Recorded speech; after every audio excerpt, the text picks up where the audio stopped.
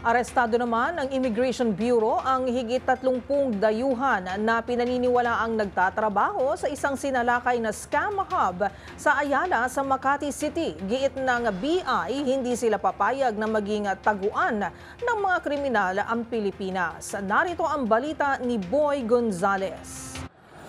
Inaresto ng Bureau of Immigration ang 31 dayuhang sangkot umano sa online scamming sa isang raid sa Makati City. Kabilang sa mga inaresto ang 24 na Chinese, 2 Taiwanese, 3 Malaysian at 2 Burmese. Lahat sila ay nahuling nagtatrabaho ng labag sa mga kondisyon ng kanilang pananatili kaya tinagurian silang undesirable. Ayon kay Immigration Commissioner Joel Anthony Biado, ang operasyon ay sinagawa sa ika-11 palapag ng isang commercial establishment sa kahabaan ng Ayala Avenue. Natuklasan ng mga ahente ang mga banyagang nagmamanage ng mga computer, workstation na umano'y ginagamit para sa mga panloloko na aktibidad na tumatarget sa mga tao sa ibang bansa.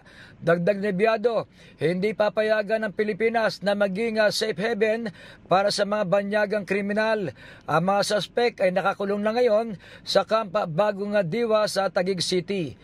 Para sa MBC TV Network News, ito si Boy Gonzales, una sa Pilipinas, una sa Pilipino.